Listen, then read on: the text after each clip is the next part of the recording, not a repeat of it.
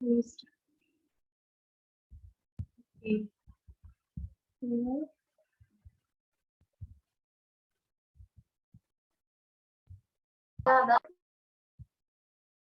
Minute दिखाइए, एक minute.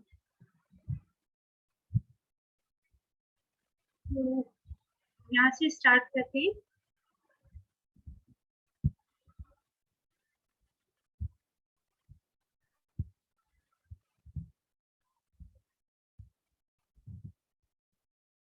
तो स्ट्रेटेजिक मैनेजमेंट की बात कर रहे हैं। इसका हमारा सबसे पहले ये जानना जरूरी है कि स्ट्रेटेजिक मैनेजमेंट क्या में मेनली होता क्या है।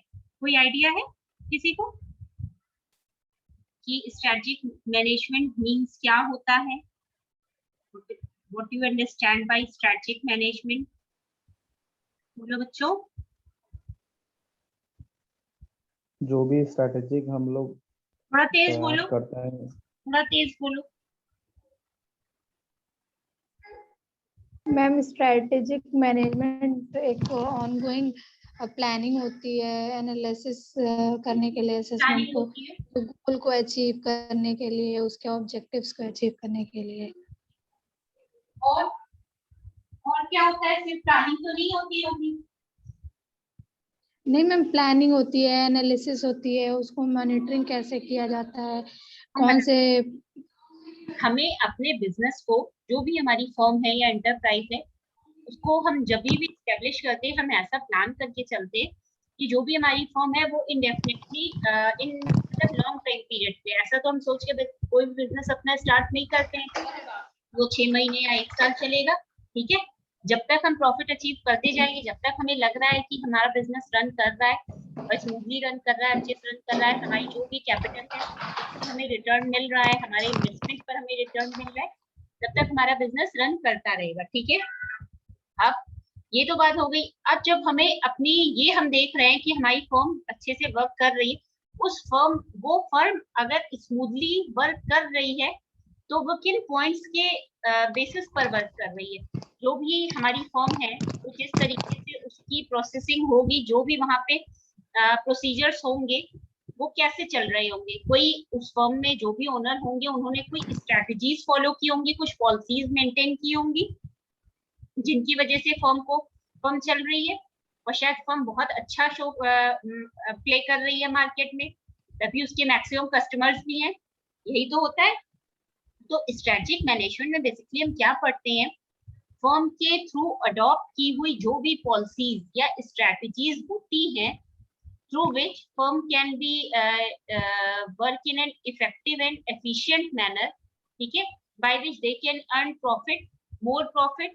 ठीक है, ये सब, इन सब चीजों का जो मैनेजमेंट होता है वो हमारा कहलाता है स्ट्रेटेजिक मैनेजमेंट। ठीक है, अब स्ट्रेटेजिक मैनेजमेंट जो होता है उसमें क्या होता है, बेसिकली स्ट्रेटजीज, पॉलिसीज और ये सभी कुछ से मिलकर ही हमारा बनता है स्ट्रेटेजिक मैनेजमेंट। ठीक है, जो भी फर्म की कैपेबिलिटीज होती हैं, ठीक है, इंटरनल, ऑब्वियस सी बात है, एक्सटर्नल कैपेबिलिटी फर्म की नहीं होगी, इंटरनल कैपेबिलिटी होगी। क्यों? क्योंकि फर्म के विद इन द फर्म जो भी उसके रिसोर्सेज हैं, चाहे वो ह्यूमन रिसोर्सेज हो, चाहे वो कौन से हो, फाइनेंशियल रिसोर्सेज हो, जो भी जितने भी टाइप के फर्म के रिसोर्सेज होते हैं वो सब फर्म की इंटरनल कैपेबिलिटीज कहलाती हैं।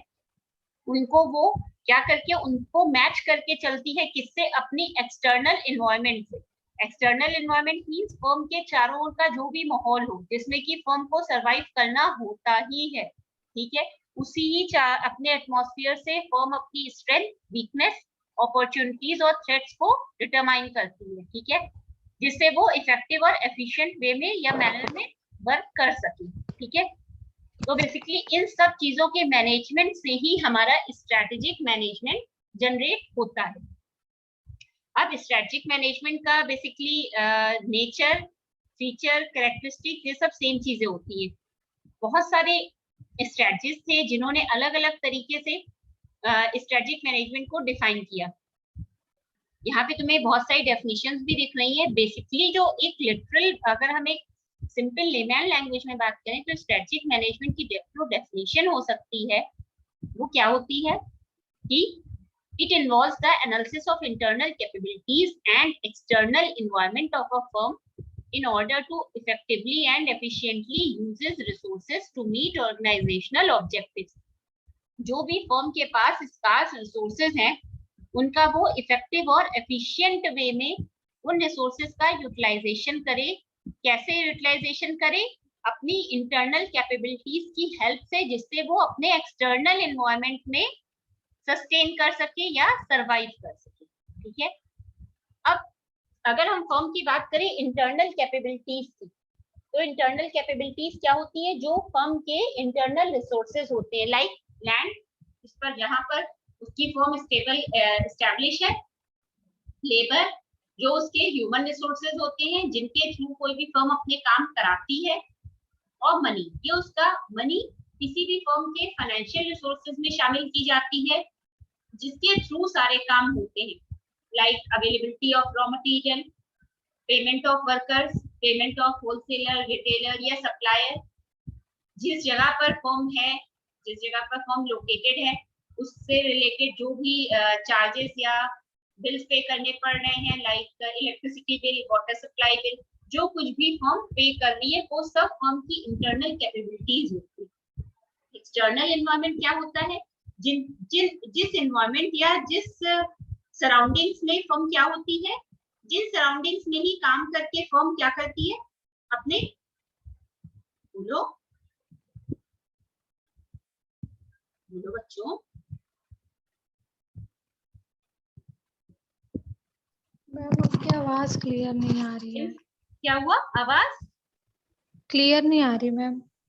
जिन सराउंडिंग्स में फर्म काम करती है जिससे कि वो क्या कर सके, अपनी प्रोडक्टिविटी को इंक्रीज कर सके। ठीक है, तो इन सब दोनों इंटरनल और एक्सटर्नल से मिलकर ही फर्म अपनी क्या करती है, अपना बेस्ट प्रोवाइड करती है, जिससे कि फर्म के ऑब्जेक्टिव्स जो भी है या ऑर्गेनाइजेशन के जो भी ऑब्जेक्टिव्स है उनको वो अचीव कर सके। ठीक है, अच्छा ये तो हो गया। एक ड्यूएट स्ट्रेटजिस्ट थे, काफी वेल रिनोन थे।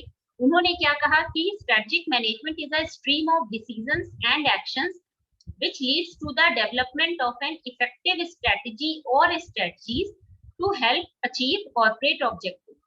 स्ट्रेटेजिक मैनेजमेंट का ओवरऑल काम ही यही होता है कि फर्म के जो भी ऑब्जेक्टिव्स है, जिन मोटिव्स या ऑब्जेक्टिव्स या गोल्स के चलते उस फर्म को एस्टैब्लिश किया गया है, उसको वो अचीव कर सके। ठीक है, यही कहना ग्रोथ का भी था। तो अगर हम देखा जाए, अगर हम ये कह सकते हैं, यहाँ पे देखो स्पेस पे क्लास लाइन है, thus strategic management is directly concerned with decision making and planning. In addition to this, it also involves in formulation and implementation of strategies chalked out for accomplishing predetermined management objectives. जो भी strategic management का overall क्या होता है, जो भी उनका basic concern होता है, वो डिसीजन मेकिंग और प्लानिंग से ही होता है। प्लानिंग इस तरीके से प्लान करना कि किस तरीके से उन्हें अपने फर्म को चलाना है, और डिसीजन लेना कि कौन सी डिसीजंस या कौन से ऑल्टरनेटिव जो भी उनके पास अवेलेबल है, उनसे बेस्ट सूटेड ऑल्टरनेटिव को चूज करके और उसका इम्प्लीमेंटेशन। ठीक है, बेस्ट सूटेड ऑल्टरनेटिव्स कहें या स्ट्रेटजीज जो वो फॉर्मुलेट कर रहे हैं या इम्प्लीमेंट कर रहे हैं अपनी फर्म में, उसको सॉर्ट आउट करना कि कौन सी बेस्ट होगी, जिससे कि वो जो भी मैनेजमेंट के ऑब्जेक्टिव्स या फर्म के ऑब्जेक्टिव्स या गोल्स है उनको वो अचीव कर सके। अब बात करते हैं कैरेक्टरिस्टिक्स। नेचर, फीचर, कैरेक्टरिस्टिक्स फिर से बता रहे हैं, सेम थिंग होते हैं। ठीक है, अब तुम लोग बताओ स्ट्रेटेजिक मैनेजमेंट के क्या क्या कैरेक्टरिस्टिक्स हो सकते हैं या क्या क्या फीचर्स हो सकते हैं, बोलो।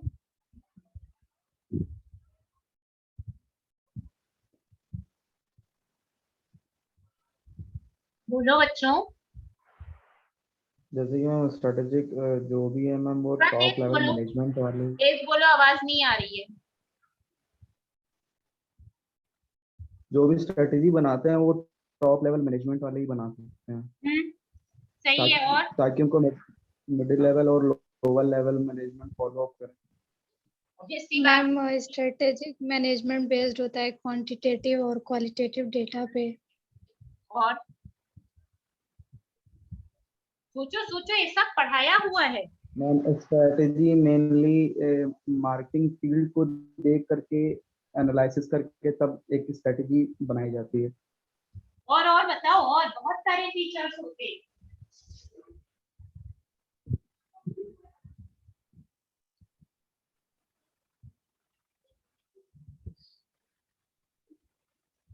चलो हो गए जितने जानते थे।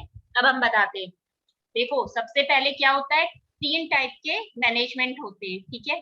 कौन कौन से, पिछले क्लास में ही बताया था, फिर से रिपीट कर रहे हैं। Top level, middle level, lower level, ठीक। टॉप लेवल हमारा वो लेवल ऑफ मैनेजमेंट होता है जिसके थ्रू सिर्फ और सिर्फ पॉलिसीज को फॉर्मुलेट किया जाता है, ठीक है।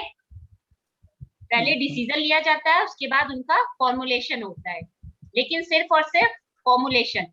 अब हम बात करते हैं मिडिल लेवल की। मिडिल लेवल में जो भी स्ट्रेटजीज का फॉर्मुलेशन होता है, उनको जो स्ट्रेटजीज उस मिडिल लेवल पर क्या होता है, इम्प्लीमेंटेशन होता है, जो उनसे रिलेटेड होती है मिडिल लेवल से, ठीक है, वो उन पर एप्लीकेबल हो जाती है। उसके बाद नेक्स्ट आता है हमारा थर्ड और लास्ट लोअर लेवल।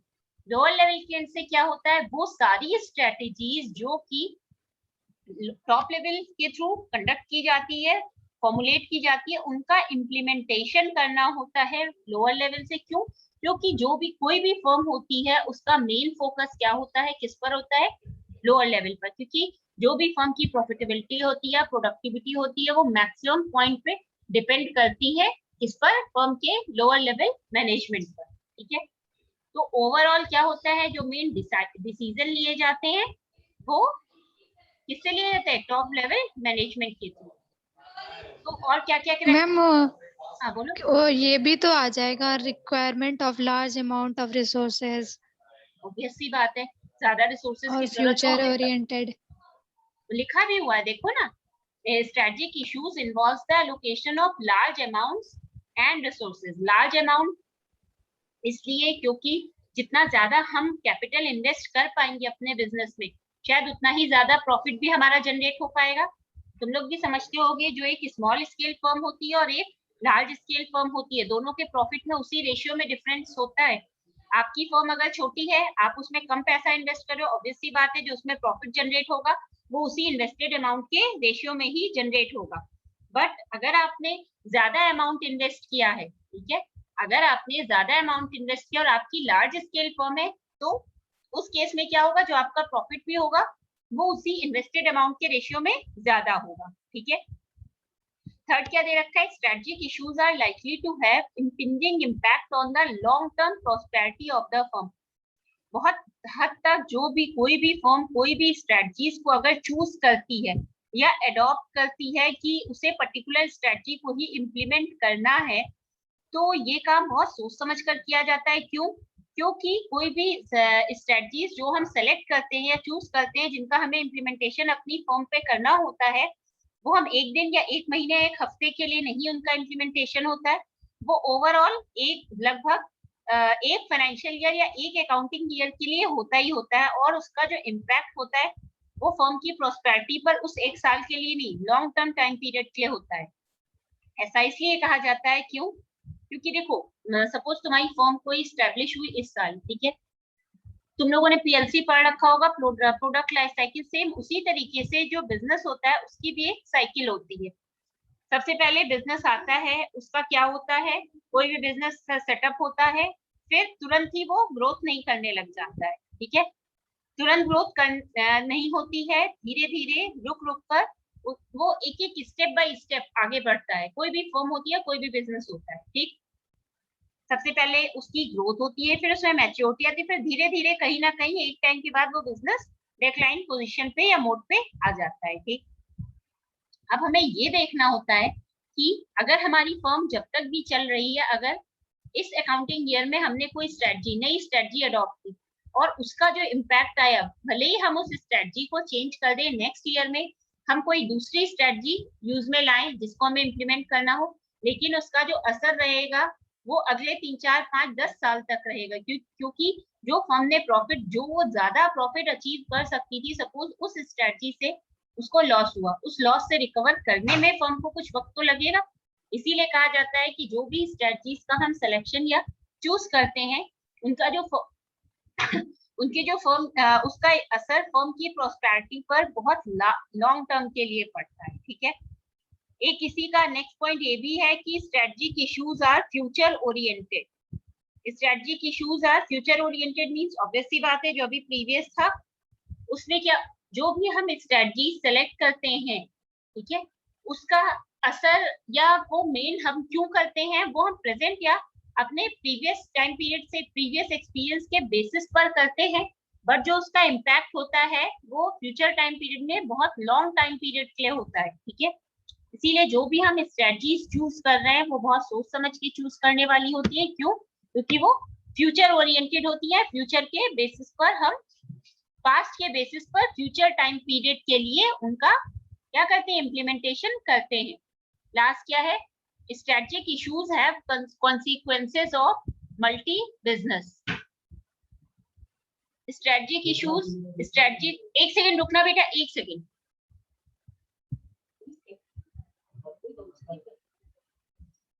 एक सेकंड बेटा, हाँ एक सेकंड।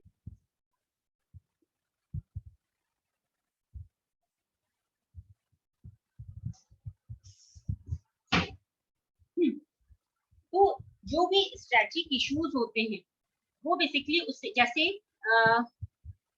हाँ ये इसको ऐसे कह सकते हैं कि कोई भी स्ट्रेटजी अगर चूज की जाती है किसी भी फर्म के थ्रू या किसी भी एंटरप्राइज है किसी, तो उसका वो सिर्फ और सिर्फ एक पर्सन पर बेस नहीं होती है। उस स्ट्रेटजी से एक नहीं दो नहीं, ओवरऑल उस फर्म में जितने भी पर्सन उससे रिलेटेड होते हैं वो सब उससे कनेक्टेड होते हैं। ठीक है, ये नहीं होता है कि कोई भी स्ट्रेटजी अगर हमने चूज की है या अडॉप्ट की है वो, इसीलिए लाइन लिखी हुई है, strategic decisions are not one man show. ये सिर्फ एक पर्सन के लिए नहीं होती। जो भी फर्म का ओनर है उसने कोई स्ट्रेटजी को फॉर्मुलेट किया और उसने कहा अब इसका इम्प्लीमेंटेशन हो जाना चाहिए, तो ऐसा नहीं सिर्फ और सिर्फ वो रिस्पॉन्सिबल है। उस स्ट्रेटजी के सिलेक्शन या डिसीजन से लेकर, चूज करने से लेकर उसके इम्प्लीमेंटेशन तक उस फर्म में जितने भी पर्सन होते हैं वो सबके सब उसके लिए सबका ही इन्वॉल्वमेंट होता है। ठीक है, नेक्स्ट क्या है? मैम ये भी तो हो सकता है कि मतलब कोई एक पर्सन डिसीजन नहीं ले सकता है, मतलब नॉन सेल्फ। ये तो होता है, जो भी टॉप लेवल मैनेजमेंट होता है उसमें कोई एक पर्सन नहीं होता है फर्म का। जैसे सपोज तुम ही हो, तुम्हारी कोई फर्म है, तुम उसकी सोल ओनर हो, एक अकेली मालकिन हो, बट ऐसा जरूरी तो नहीं है कि अकेली मालकिन तुम हो, लेकिन जो उसके बोर्ड ऑफ डायरेक्टर्स में आते होंगे मेंबर्स हैं उसमें अकेले तुम तो नहीं होगी ना, क्योंकि एक कंपनी में शेयर होल्डर्स भी होते हैं, फिर वो इक्विटी शेयर होल्डर्स भी होते हैं, प्रेफरेंस शेयर होल्डर्स भी होते हैं कि नहीं होते हैं?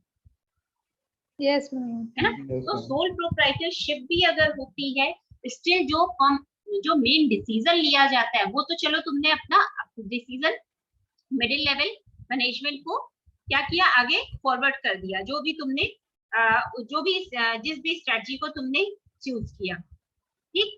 बट अब वो तुम्हारी जो अगर हम माने तो वो मिडिल लेवल के लिए हो गई, बट उसके आगे अब मिडिल लेवल भी तो डिसाइड करता है कि वो किस स्ट्रेटजी को किस वे में किन पर इम्प्लीमेंट करता है, लोअर लेवल मैनेजमेंट पर। ठीक है, तो अगर देखा जाए ये किसी एक पर्सन से रिलेटेड नहीं होती है, किसी भी स्ट्रेटजी का सिलेक्शन वो बेसिकली बहुत सारे पर्सन या बहुत सारे रिसोर्सेज से मिलकर बनी होती है। ठीक है, नेक्स्ट क्या है, strategic issues warrant due weightage to the firm's external environment। Obvious सी बात है, जो भी फर्म का एक्सटर्नल एनवायरनमेंट होता है उसी एनवायरनमेंट के अकॉर्डिंग ही कोई भी पर्सन क्या करता है, उस जो भी फर्म का ओनर है वो उसी एक्सटर्नल एनवायरनमेंट के अकॉर्डिंग ही क्या करता है, फर्म में स्ट्रेटजी को सेलेक्ट करता है या फर्म में स्ट्रेटजीज का सिलेक्शन होता है उसी एनवायरनमेंट के अकॉर्डिंग। सपोज जो तुम्हारा प्रोडक्ट है वो ऐसे कहे कि क्या कह सकते हैं, ये कह सकते हैं जो भी फर्म का एक्सटर्नल एनवायरनमेंट, ठीक है, उसी के अकॉर्डिंग फर्म का बिहेवियर हो जाता है। ठीक है, फर्म जैसा अपना जिस टाइप से भी फर्म बिहेव करना चाहती है उसी के अकॉर्डिंग वो वर्क करती है, जो वो स्ट्रेटजी को चूज करती है। ठीक है, या जो भी फर्म का एक्सटर्नल, अगर तुम्हारा प्रोडक्ट कोई उसकी मोनोपोली है किसी भी एक सिंगल प्रोडक्ट की, ठीक है, ऐसे कैसे, एक सेकेंड बच्चों, एक सेकेंड।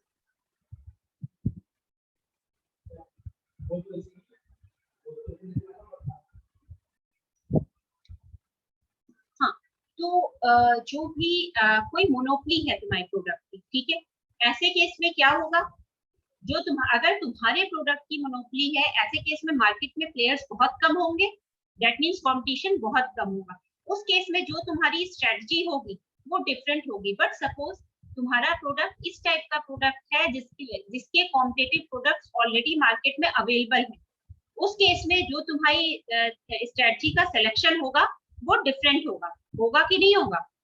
होगा ना।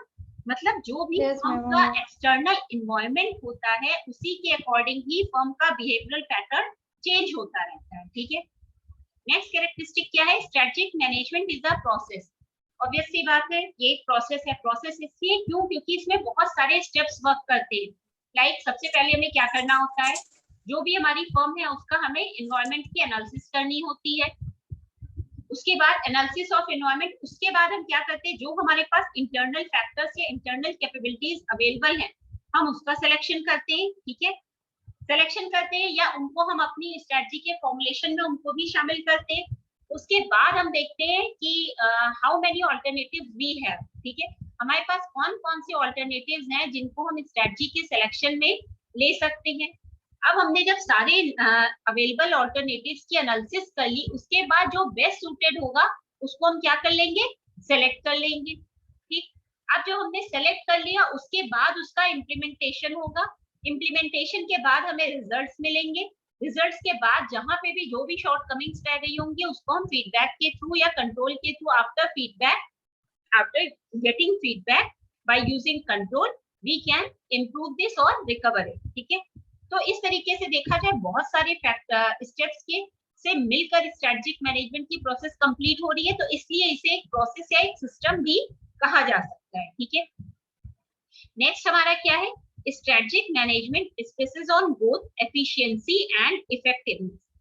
जो भी स्ट्रेटेजिक मैनेजमेंट होता है वो इफेक्टिवनेस और एफिशिएंसी दोनों ही फैक्टर्स को ध्यान में रख के काम किया जाता है उसमें। क्यों? क्योंकि स्ट्रेटेजिक मैनेजमेंट में ऐसा एज्यूम किया जाता है कि जिस स्ट्रेटजी को हम चूज कर रहे हैं वो किसी भी फर्म के लिए, किसी भी बिजनेस या एंटरप्राइज के लिए इफेक्टिव और एफिशिएंट वे में काम करे। किस तरीके से? जिससे कि फर्म अपने अवेलेबल स्कार्स रिसोर्सेज का मैक्सिमम यूटिलाइजेशन कर सके। ठीक है, ये तभी हो पाएगा जब कोई भी फर्म इफेक्टिव वे में काम करेगी। ठीक है, क्लियर हुआ? नेक्स्ट हमारा क्या है? Yes ma'am. नेक्स्ट हमारी है नीड। स्ट्रेटेजिक मैनेजमेंट की जरूरत क्यों है? नीड कह सकते हैं या इम्पोर्टेंस या सिग्निफिकेंस। ठीक है, ये मत कभी सोचा करो कि अरे उन्होंने तो सिर्फ नीड बताई थी, यहाँ तो सिग्निफिकेंस पूछ दिया। एक टाइम के बाद देखो, 12th तक की बात अलग होती है। यूजी पीजी के स्टूडेंट से ये ऐसा अज्यूम किया जाता है कि वो मैच्योर्ड स्टूडेंट्स होते हैं, तो उन्हें पता होता है कि पूछा क्या जा रहा है और जो भी टॉपिक पूछा जा रहा है उसको अदर टॉपिक से कैसे रिलेट करना है। तो अगर इम्पोर्टेंस या सिग्निफिकेंस पूछी जाती है तो उसमें तुम्हें नीड ही बतानी है स्ट्रेटेजिक मैनेजमेंट की। क्यों नीड होती है? सबसे पहला पॉइंट है rapidly changing business environment. Obvious सी बात है, जो हमारी फर्म जिस सराउंडिंग में सरवाइव कर रही है, मींस जो भी फर्म का एनवायरनमेंट है, एक्सटर्नल एनवायरनमेंट, वो बहुत तेजी से उसमें चेंजेस आ रहे हैं। लाइक आज जो टेक्नोलॉजी है कल उसमें कुछ चेंज हो गया। ठीक है, रोज रोज उसमें चेंजेस आने से क्या है, कोई जो भी हमारी प्रोसेसेस या हमारा जो भी वर्किंग पैटर्न या वर्किंग बिहेवियर है हमें उसमें भी चेंज आना पड़ेगा।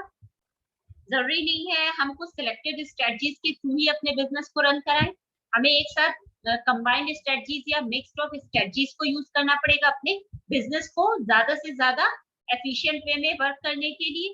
तो इसकी जरूरत क्यों पड़ती है? क्यों? क्योंकि हमारा जो बिजनेस का एनवायरनमेंट है वो रैपिडली चेंजिंग, मींस बहुत जल्दी और बहुत फास्ट वे में उसमें चेंजेस हो रहे हैं। नेक्स्ट क्या है? Establishes guidelines. इसमें क्या है? Strategic management establishes guidelines to provide assistance and support for the development and provide a base from which progress can be measured. Strategic management क्या करता है? कुछ गाइडलाइंस को सेट करता है, ठीक है, या एस्टैब्लिश करता है जिसके थ्रू वो अपने बिजनेस के डेवलपमेंट या ग्रोथ के लिए एक असिस्टेंस या सपोर्ट प्रोवाइड करता है, जिससे कि आपके बिजनेस में प्रीवियस टाइम पीरियड से करंट टाइम पीरियड पे जो कुछ भी प्रोग्रेस या चेंजेस हो रहे हैं पॉजिटिव वे में, ठीक है, उनको वो मेजर कर सके। नेक्स्ट क्या है, systematised decision. Systematised decisions means strategic management जो होता है वो किसी भी फर्म के स्ट्रेटजीज से लेकर जो भी डिसीजन लिए जाते हैं या जो भी एक्शन लिए जाते हैं उनको सिस्टमैटिक वे में क्या करता है, सिस्टमैटिक वे में क्या करता है, उसका फॉर्मेशन करता है।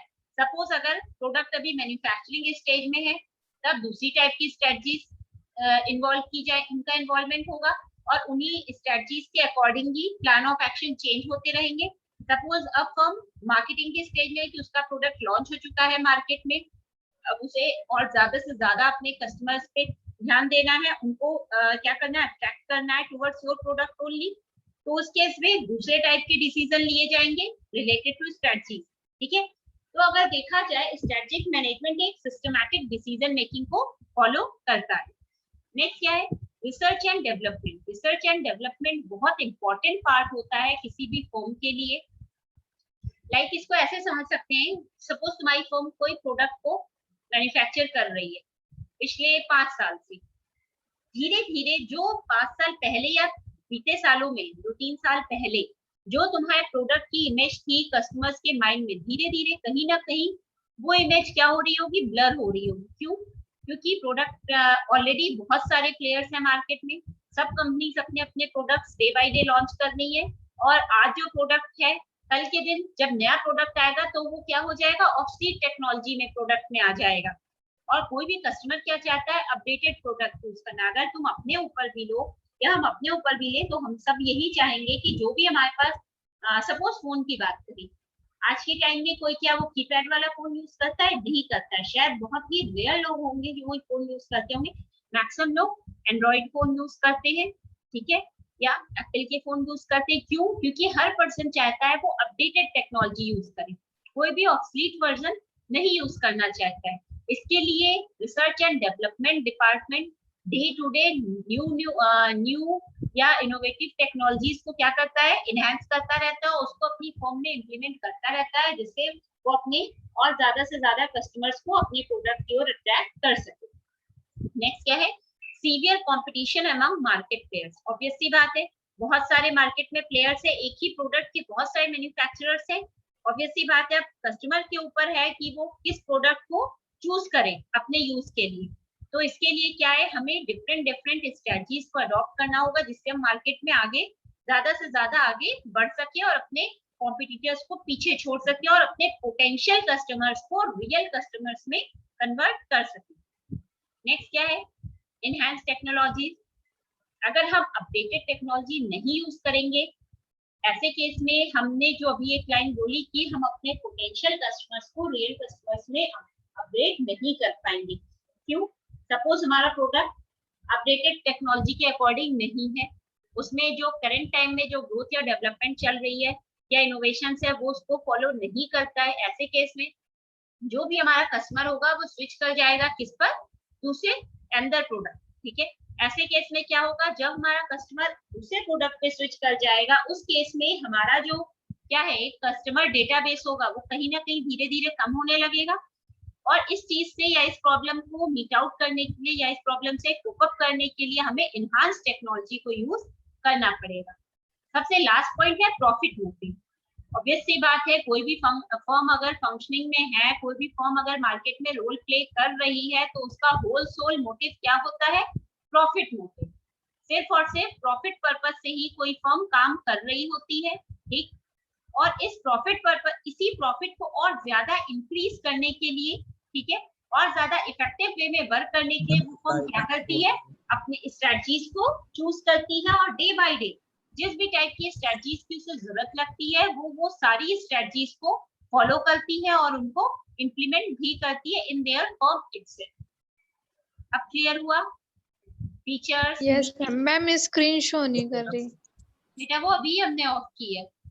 Okay ma'am. टॉपिक कंप्लीट हो गया था ना। ये जो पीडीएफ है ये अभी हम शेयर कर देंगे तुम लोग के इसी पे व्हाट्सएप क्लास ग्रुप के ही व्हाट्सएप पे शेयर करेंगे, ठीक है। Okay ma'am. ये बताओ जितना बताया है उतना क्लियर है, उसमें तो कोई प्रॉब्लम नहीं है? No ma'am. Yes ma'am, clear हो गया।